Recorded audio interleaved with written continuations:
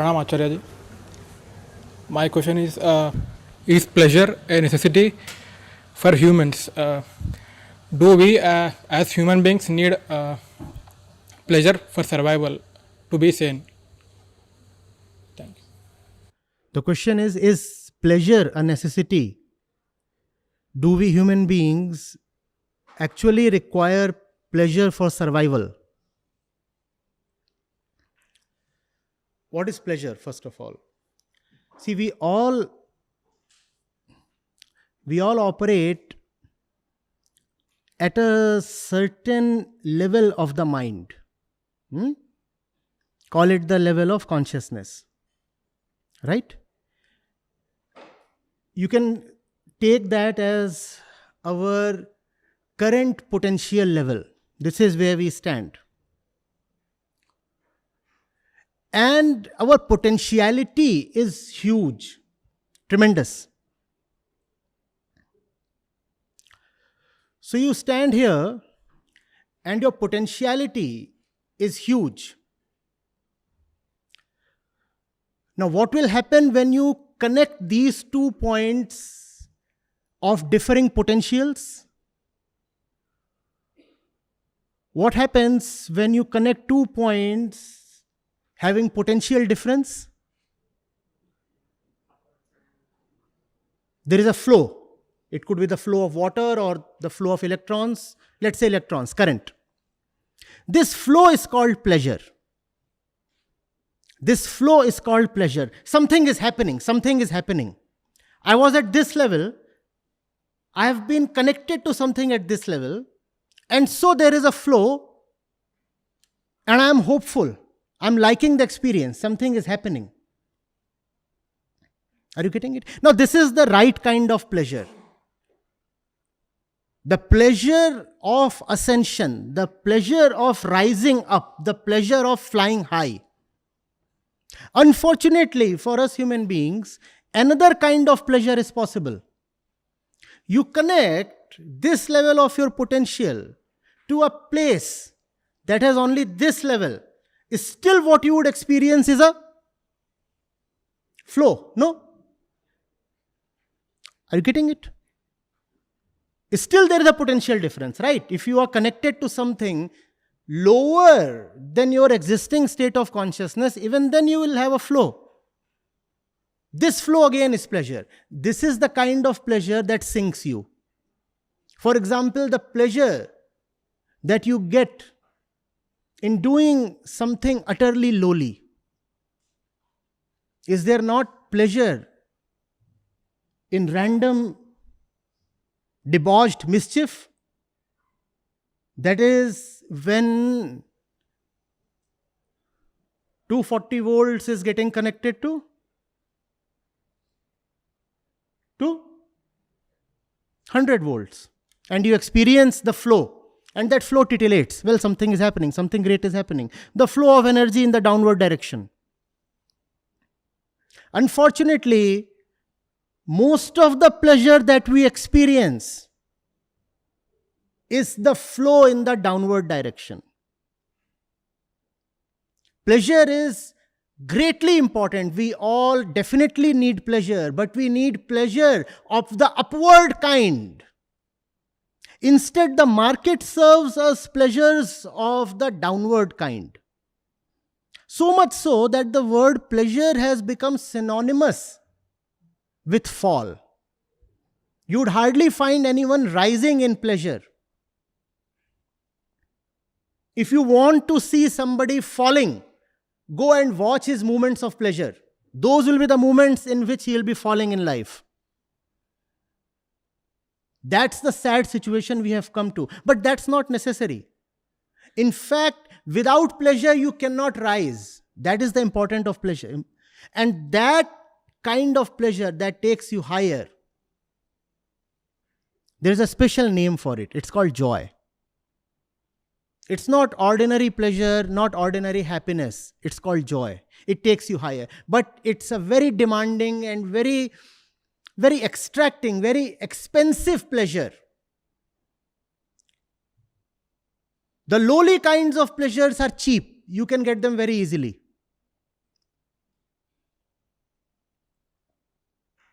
Go get drunk. Go fall in a brothel. And those lowly pleasures will be very easily available to you.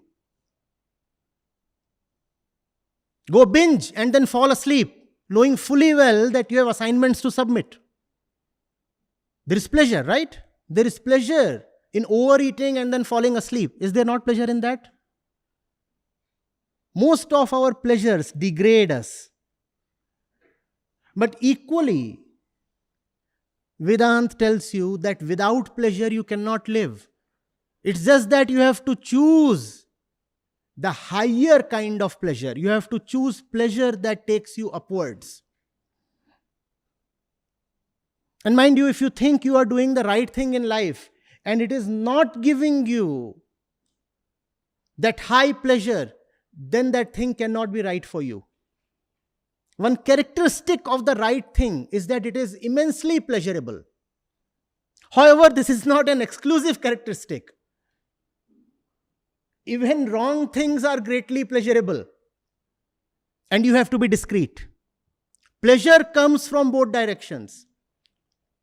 You look at a great work of art, there is joy. You start wandering on the road and randomly abusing everybody or chasing monkeys, there is some pleasure in that. There is a lot of pleasure in that because that's what most of people are doing. With great application and discipline,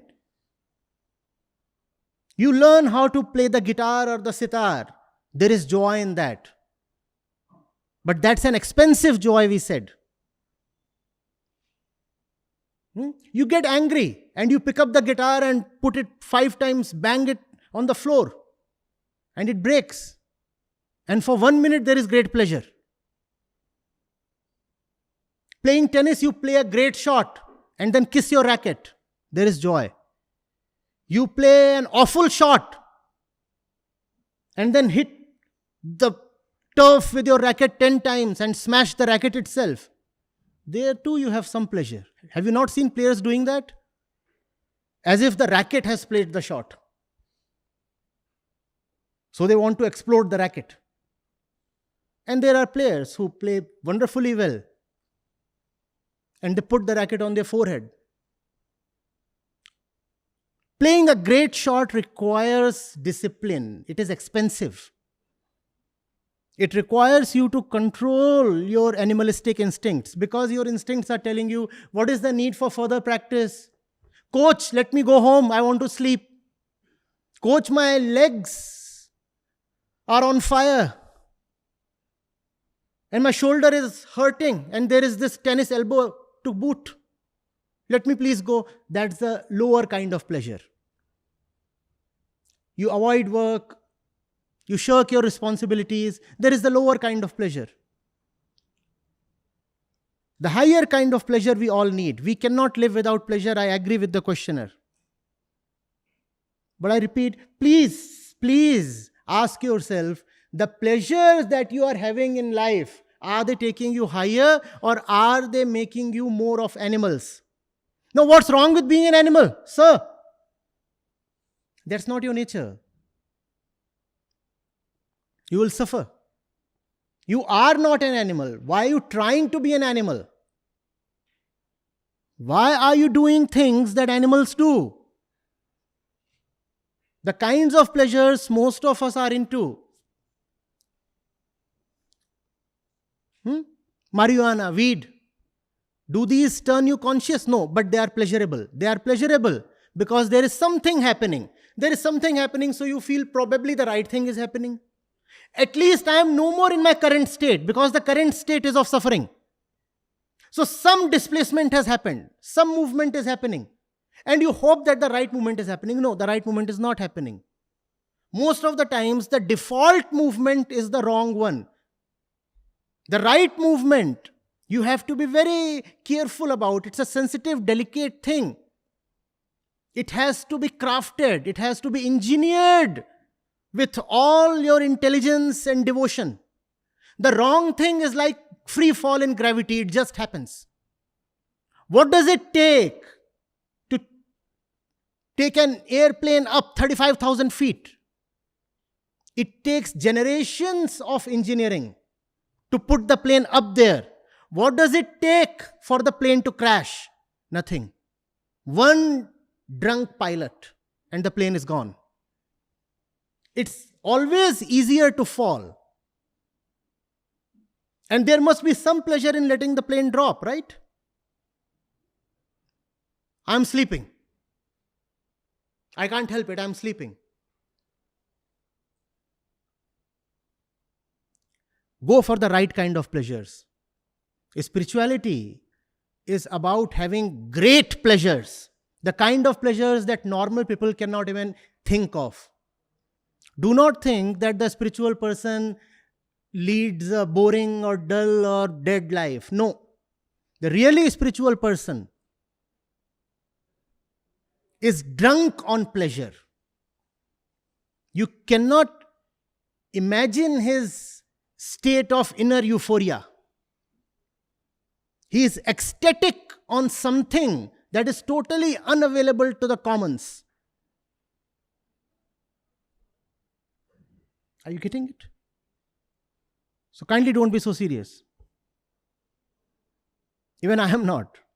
It's just that one happens to appear serious.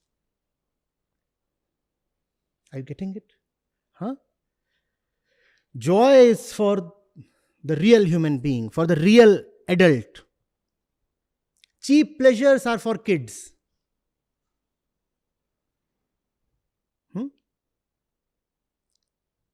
Go for the highest joys in life. That's what makes life worth living.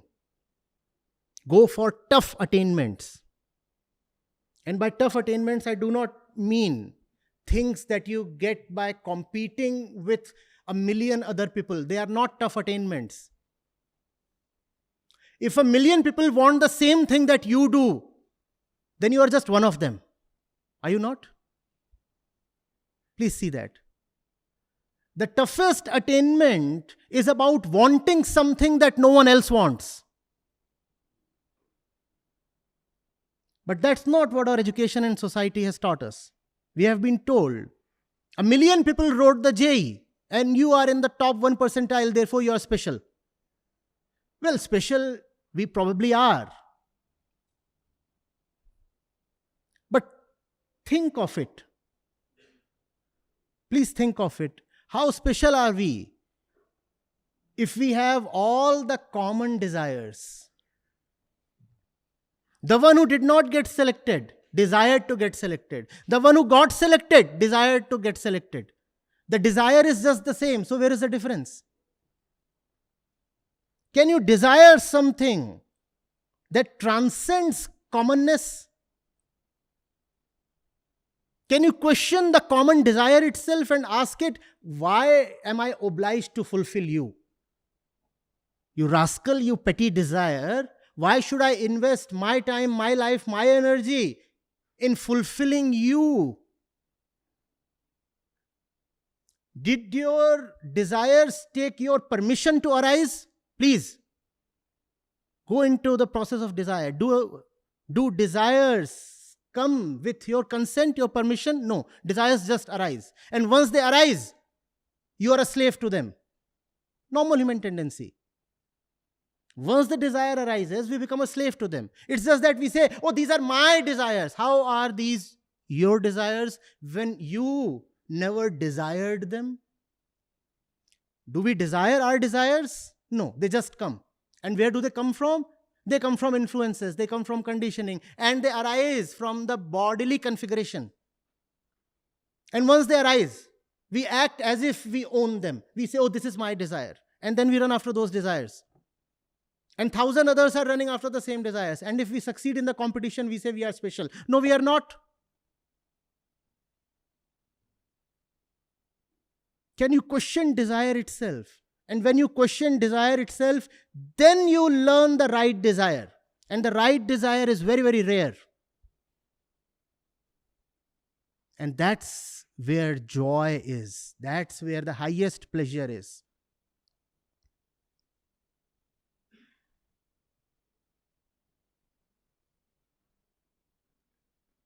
Am I connecting? Are we together?